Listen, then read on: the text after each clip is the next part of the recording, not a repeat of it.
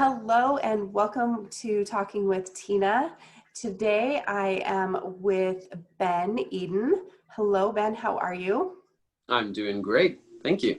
Good. Thank you for being here today with me. I am super excited to talk to you and learn more about what you do and share with those who are watching and listening. So, Ben, you are a speaker and life coach Correct. for Ben Eden Speaks. Uh-huh. Kind of leaves people thinking, like, what's going on here, right? Right. You mentioned offline that you had been in an HR position for quite a while. And in the last year or so, you've recently just made some changes and started doing this coaching and speaking. Talk to me and tell me about what you're doing. Okay. So I'll try to shorten the story as to why I left all that, because I had my master's degree. I was an executive in HR. So I had progressed very far in HR. And then to think all of a sudden in February of 2020, I left all of that to become a speaker and a life coach. Some people might think, well, what the heck? But a lot of it is, I'm a God-fearing man. I felt like this was something I'm supposed to do. And it was a need that I saw and a talent that I had, and those linked up. So an example is in the world of corporate, right? People can spend millions of dollars on motivation or say, hey, we have a company goal. Why are my employees not doing this? And many times companies say, okay, for example, this motor isn't working the way I want it to. So I'm going to buy a new motor, or I'm going to try to put something fancy on top of the motor. When maybe the solution is looking inside the motor and turning a little screw, and it'll work just as well as it did in the first place. So the principle that I learned and that I saw in people's eyes is, hey, they have the potential that we want as a company, but it's not being reached because they have what I call emotional pain, or they haven't learned to deal with the emotions. So we as a company, we can push and push and push and spend millions of dollars and say, why the heck aren't you doing this? But if instead we would listen and say, okay, what are you going through? How are you feeling? And then just let them listen and resolve that emotion, then boom, most of the problems will be solved. So in a nutshell, you are a coach and speaker of emotions. Absolutely. Okay. So why emotions? Why that topic? I feel like emotions are very misunderstood in this world of today, because a majority of people were probably raised in a family or a society that says we don't talk about emotions, where emotions are just part of life and you have to get over them. So people hear that and they say, well, my heck, I experience emotions, but I guess I'm not supposed to. So there must be something wrong with me. And then we start to turn to coping mechanisms, which might start as harmless distractions of watching TV all day or video games or eating or shopping, but they may escalate into more mind-numbing things like drugs, alcohol, pornography, even violence and suicide. So I saw this importance and effect in my life as well as the lives of those around me. And I said, my goodness, I can do something about it. I love that. But now I get worried because I'm wondering what you're thinking about me. You're analyzing, okay, what's wrong with this? No, I'm kidding. Oh, no, I'm totally kidding. No. Yeah, I mean, you're the first person that I've met that deals in as far as a coach and a speaker in this subject. I mean, I'm sure there's doctors, therapists and such that are specialized in this kind of thing, but for a speaker and a coach, like there's probably a big difference, right? Right. Okay. Do you want me to go into that real quick? Go ahead. Okay.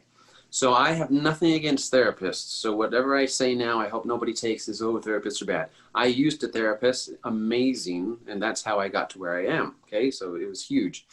A difference between therapists and coaches, and I talked to a therapist, so this is, validated. Therapists work a lot on the past and resolving the past, and they can diagnose. I, as a coach, do not diagnose. I'm not a counselor, and I help you work on where you are today and help you get to where you want to be in the future. So with emotions, we don't necessarily dive into childhood trauma or see what happened in the past, although I could help a little bit with that. But it's more today, what are you feeling? Let's understand and acknowledge those emotions, and therefore you will have the power over those emotions to start to move forward in life. Oh, I love that. So when you have a new client and they come to you and they're ready to use you as a service and hire you, how do you prepare to work with that client? Good question. So it comes in two things. And it's funny because I have been called the emotions expert. I talk a lot on social media that I talk about emotions, but nobody quite yet has come to me specifically and said, I want help with emotions. I just know that that is generally at the depth of what they're looking for. They feel stuck. They feel unhappy. They feel like something's not working in life. So we have our initial conversation so I can get to know them as a human being, right? Not just as a problem that needs to be fixed. And I say, all right, what are your goals? Let's talk about your goals. What do you want to have changed in your life? And then we clarify what they're looking for, and that builds some excitement. And they say, okay, I can do that. Then we start to work in or on what's holding them back.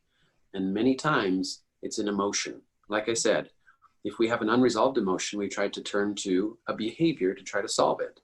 But when we're trying to go to a goal, towards a goal, and we say, oh, I can't get there, it's because of that unresolved emotion. So guess what the solution is? Resolve the emotion.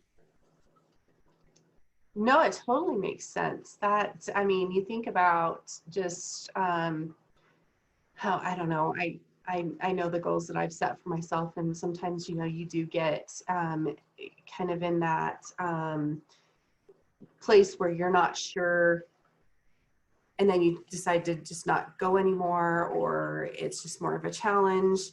But I don't individually say, okay, I'm going to go and deal with this. So it's be good to see and sit with somebody that can help me with that. Mm-hmm. Wonderful.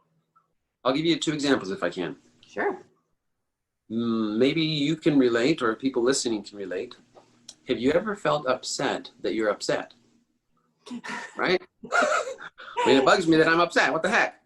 Well, I think we talked about this right before this call. Like, I woke up just kind of in a scramble, and then I was upset that I was in a scramble, and then it's just kind of been a downward spiral all morning. So yes. Exactly.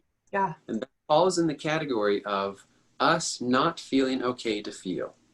Okay? Because we say, no, I should have one emotion in my life, and that should be joy and happiness. Right? We say this is how life should be. So if anything else comes into life, whether it's anger or sadness or fear or disgust or whatever, we say, my goodness, something's wrong with my day. Something's wrong with my life. And I don't like feeling this way. But because we often approach life that way in such a defensive manner, then we get upset. When the solution is to say, hey, it's okay that I feel an off day, or I'm sad, or I'm angry, because that teaches me something. So some of the clients that I'm working at or with are experiencing this exact thing. They say, hey, I want a better relationship with my family. Okay, what's getting in the way with that? Well, I feel angry all the time, and I'm angry that I'm angry. Okay, well, let's help you be okay with being angry and have control over that anger instead of feeling like you're going to, blow up at your family. So that's one quick example. No, and it makes total sense. Just admit that you're having a certain emotion or a feeling, deal with it, and then move on. Mm-hmm. Sometimes we just don't know how to do that. Right. That's where I come in. Great. I love it. Well, so we're almost out of time. It goes so fast when I talk to you guys, and you guys have such great information. It's so hard because I want to share so much with my listeners, but we're almost out of time. So any last minute words for those who are listening and watching today? Yes. I just realized this yesterday. You may have heard the phrase that you may have eyes to see. I'm practicing more on being a coach and training. And a lot of times with emotions, we don't resolve them simply because we choose not to see them. When we said, I'm upset that I'm upset, it's because we don't want to admit that we're upset. But really the solution, even though it sounds super simple, is to see the emotion. In other words, understand and acknowledge it. Then you'll have power over it. I love that. Thank you, Ben. Thank you so much for being here with me today and sharing this great information. It's been a pleasure getting to know you in the last few days, and look forward to working with you more. So thank you again. Thank you. No problem. All right. Well, that's it with Talking with Tina today. Until next time, thanks for all listening. Talk to you soon.